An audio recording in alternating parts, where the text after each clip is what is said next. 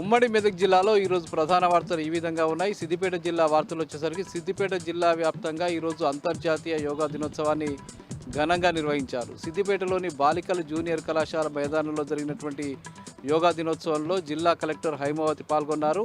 అట్లాగే వివిధ ప్రాంతాల్లో కూడా యోగా దినోత్సవాన్ని వివిధ సంస్థలు అత్యంత వైభవంగా నిర్వహించాయి. ముఖ్యంగా పాఠశాలల్లో కళాశాలల్లో కూడా ఈరోజు యోగా దినోత్సవాన్ని ఘనంగా నిర్వహించారు. ప్రతి వ్యక్తి యోగాని అలవాటు చేసుకోవడం ద్వారా తమ ఆరోగ్యాన్ని మెరుగుపరచుకోవాలని చెప్పి ఈ సందర్భంగా జిల్లా కలెక్టర్ హైమావతి పిలుపునిచ్చారు.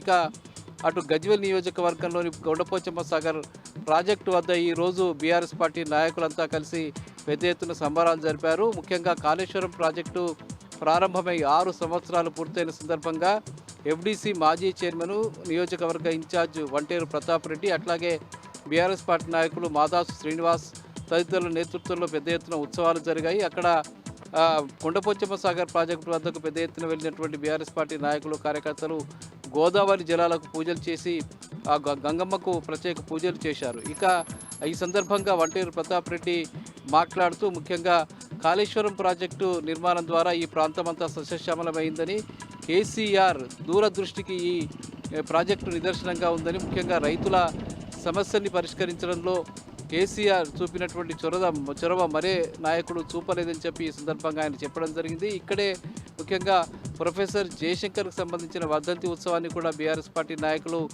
ఘనంగా నిర్వహించారు. ఇక మెదక్ జిల్లా వార్తలు వచ్చేసరికి మెదక్ జిల్లా రామాయంపేట మండలం కాట్రియాలలో ప్రజలు వినూత్న పద్ధతిలో నిరసన తెలిపారు. గత కొద్ది రోజులుగా గ్రామంలో చెత్త సేకరణ పూర్తిగా బంద్ చేశారు. గ్రామంలోని ట్రాక్టర్ను కూడా ఉపయోగించలేనటువంటి పరిస్థితి నెలకొన్నది.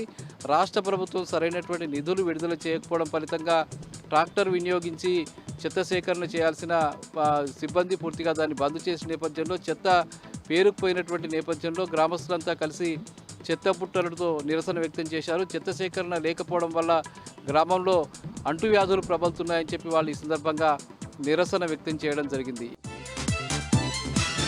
ఇక మెదక్ పట్టణంలో ఈరోజు అంతర్జాతీయ యోగా దినోత్సవాన్ని ఘనంగా నిర్వహించారు. కలెక్టర్ రాహుల్ రాజ్ నేతృత్వంలో జరిగిన పలు కార్యక్రమాల్లో ఈ కార్యక్రమాలు జరిగాయి. ముఖ్యంగా రాహుల్ రాజ్ ఈ సందర్భంగా మాట్లాడుతూ యోగా అనేది ప్రతి వ్యక్తికి ఒక ఆరోగ్యానికి సంబంధించిన అంశమని ఆయన చెప్పారు. దీన్ని ప్రతి బాల్య దశ నుంచే విద్యార్థులు కూడా అలవాటు చేసుకోవాలని చెప్పి ఆరోగ్యవంతమైన సమాజానికి యోగా ఒక ప్రధానమైన కార్యక్రమంగా ఉంటుందని చెప్పి ఆయన ఈ సందర్భంగా చెప్పడం జరిగింది.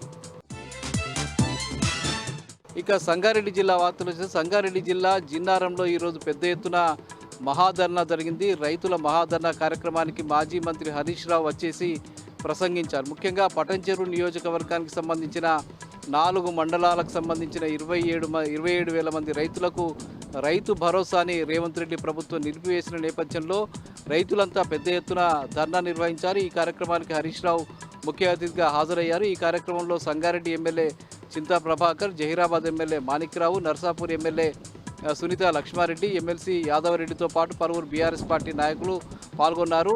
సింధు ఆదర్శ్ రెడ్డి నేతృత్వంలో జరిగినటువంటి ఈ కార్యక్రమంలో పెద్ద ఎత్తున రైతులు పాల్గొన్నారు. ఈ సందర్భంగా హరీష్ రావు మాట్లాడుతూ రేవంత్ రెడ్డి ప్రభుత్వం కోతల ప్రభుత్వంగా మారిపోయిందని చెప్పి ఆయన దుయ్యబట్టారు. ముఖ్యంగా ఒకవైపు వాతలు కోతలతో ప్రజల్ని ఇబ్బంది పెట్టడమే రేవంత్ రెడ్డి ప్రభుత్వ లక్ష్యంగా మారిపోయిందని చెప్పారు.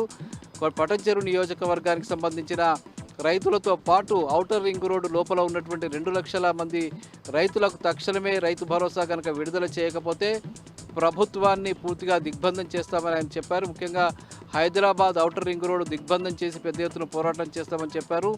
ఎక్కడి వారైనా రైతులేనని, రైతులకు సంబంధించిన రైతు భరోసా నిలిపివేయడం రేవంత్ రెడ్డి ప్రభుత్వ అవివేక చర్యకు నిదర్శనమని ఆయన సందర్భంగా చెప్పారు. రైతులకు మద్దతుగా ఎంతటి పోరాటాలు ఏమైనా చేస్తామని చెప్పి ఆయన చెప్పారు. కేసీఆర్ ఉన్నంతకాలం రైతులు సుఖంగా జీవించారని, ధీమాగా బతికారని చెప్పారు.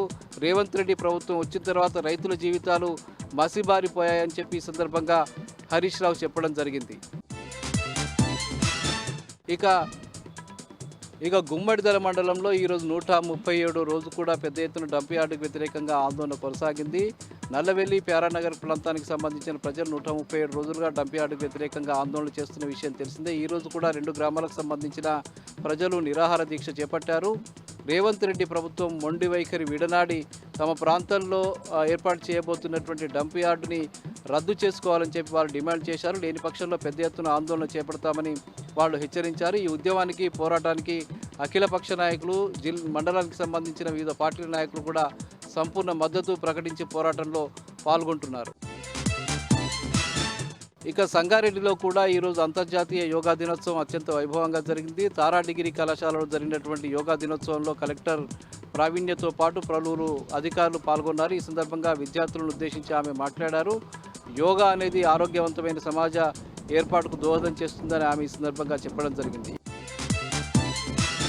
ఇక సదాశివపేటలోని కేజీబీవి విద్యాలయాన్ని కలెక్టర్ ప్రావీణ్య ఈరోజు ఆకస్మికంగా తనిఖీ చేశారు. అక్కడ పరిస్థితుల్ని ఆమె అడిగి తెలుసుకున్నారు. ముఖ్యంగా ఇప్పటి వరకు కూడా ఇంకా ఏకరూప దుస్తుల్ని పంపిణీ చేయడం కానీ, విద్యార్థులకు ఇవ్వాల్సినటువంటి నోట్బుక్లు కానీ, పుస్తకాలు కానీ ఇవ్వకపోవడం పట్ల కలెక్టర్ ప్రావీణ్య ఆగ్రహం వ్యక్తం చేశారు. తక్షణమే దీనికి సంబంధించి వివరాలు తమకు పంపించాలని చెప్పి అక్కడ ఉన్నటువంటి ప్రిన్సిపాల్కు, ఇతర అధికారులకు ఆమె షోకాజ్ నోటీసును కూడా జారీ చేశారు. ఇక నారాయణఖేడ్లో కూడా ఈరోజు అంతర్జాతీయ యోగా దినోత్సవం ఘనంగా జరిగింది. అక్కడికి సంబంధించిన శివ అనే ఒక ఆర్టిస్టు 24 లీఫ్లపై, ముఖ్యంగా రావి ఆకులపై పెద్ద ఎత్తున ఆయన ఆర్ట్ వేశారు. యోగాకు సంబంధించిన 24 పద్ధతుల్ని వాటిపై చిత్రీకరించి వినూత్నంగా యోగా దినోత్సవాన్ని ఆ సందర్భంగా జరిపారు. పలు ప్రాంతాల్లో అటు నారాయణఖేడు, జహీరాబాదు, మిగతా ఆందోళన ప్రాంతాల్లో కూడా యోగా దినోత్సవం ఈరోజు ఘనంగా జరిగాయి.